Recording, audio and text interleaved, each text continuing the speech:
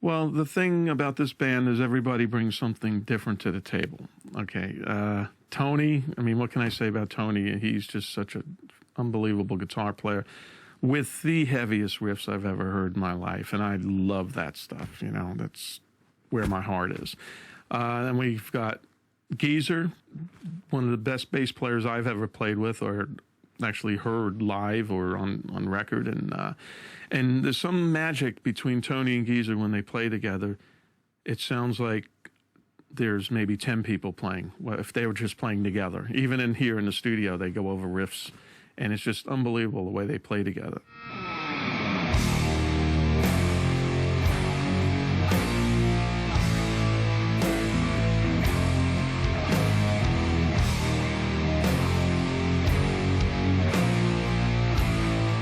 Tony is, without a doubt, I think he's the greatest riff writer on earth. There are people who have written, 2 or 3 great riffs, but not with the consistency that Tony has.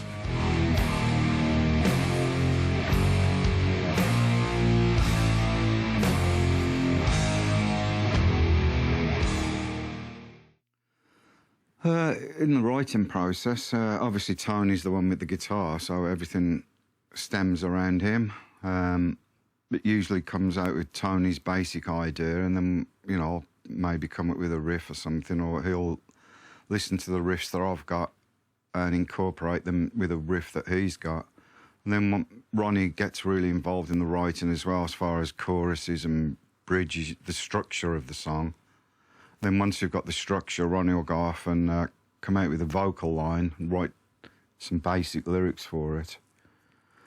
Put that together, and then sort of once the song's sort of 90% together, then we adjust it around the vocal lines so that everything fits in. What would you say Vinny brings to the band? Because you didn't mention drums.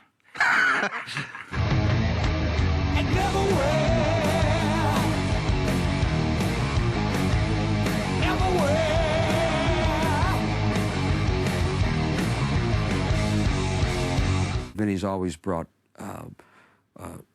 his own style, strength. I mean, he's just a monster. He's just an absolute monster. I bring maybe a lot of fire to it, I like to play really loud, really hard, and the driving force behind it.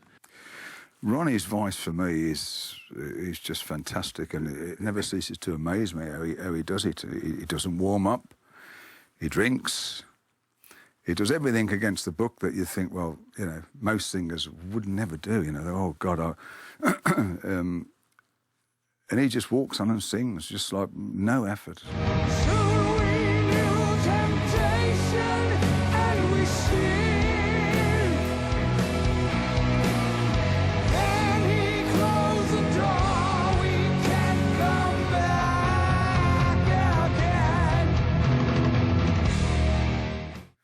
Ronnie will give it all, and he'll go on stage and he'll give it all. He never cancels shows or anything like that, unless he was like dying, But it's such a professional attitude. It's great. To me, he's the best singer in rock and ever, and he just kicks my ass all the time. But I think that the thing that makes it all work is that we genuinely like each other a lot. And we take the piss out of each other all the time. Now, Tony's a master of that, of course, but, Vinny's probably second, and, I'm probably third, and he's probably very far down the hill because he just doesn't do that at all. But we really enjoy being around each other, and we really do enjoy the things that we've done. I'm sure that in conversation with one of the other guys, you've either talked about, or certainly we will talk about, the talcum powder story. Well, then I'll tell you about it then. Vinny's always drying his hair off after a take because he sweats rather profusely. And we thought, oh, this would be really good if we put talcum powder in his hair dryer when he's out there. So luckily his hair dryer broke down. So Mike Clemens, who is Tony's personal, said, well, I'll have a look at it for you.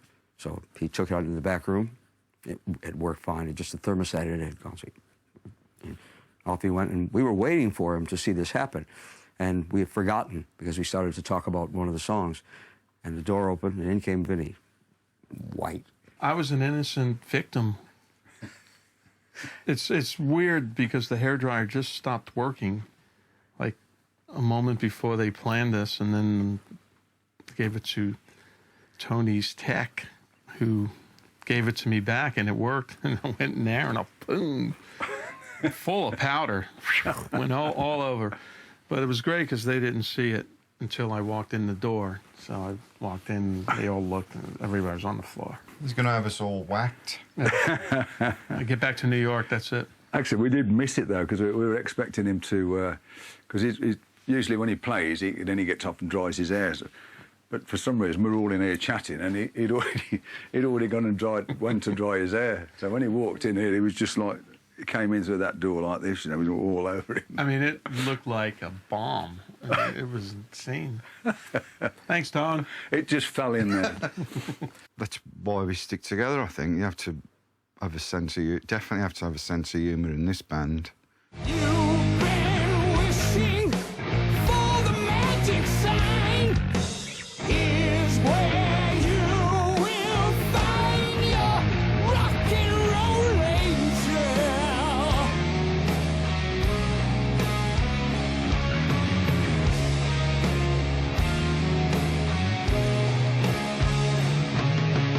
Perfect strangers in the dark, waiting for their lights to stop.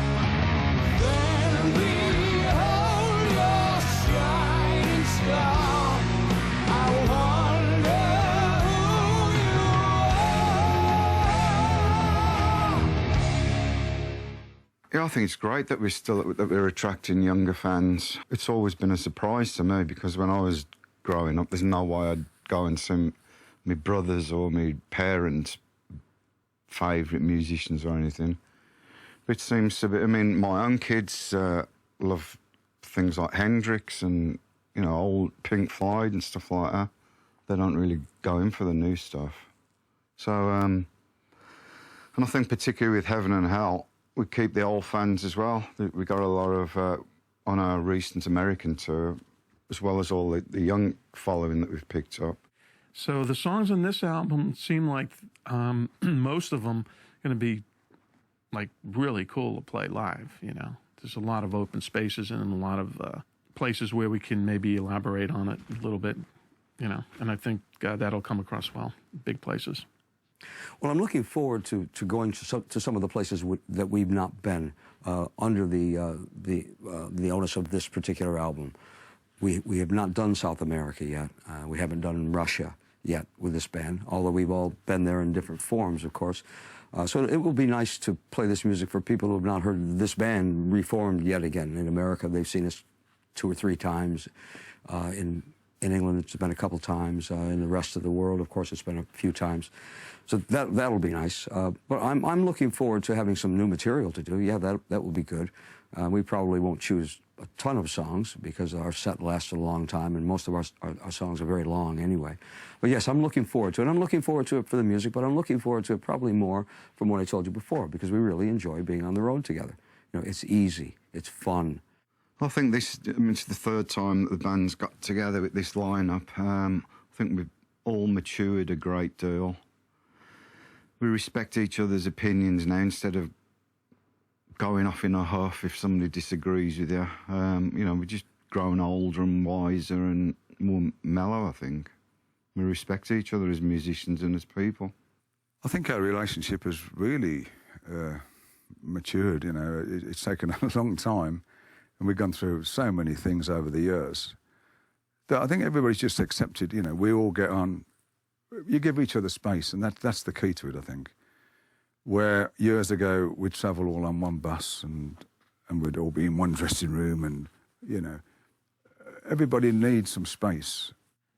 Well, this is the 3rd time around for us, and we started with when I joined the band, the Heaven and Hell tour, then Mob Rules, then we got together in Dehumanizer, and actually I myself never thought it would happen again, where this band would get back together again, but here we are. And I think now everybody's a little bit more mature. Everybody, I think, plays better now than they did years ago, and more focused on their playing and listening and stuff. And now when we play together, it's just a monster. a good group effort, I think. Yeah, I think it worked really, really well. Certainly, this time's probably better than ever because we've really come together, and Yeah, it's a good band it's been effort. really, really a big effort. You know, it's a great band.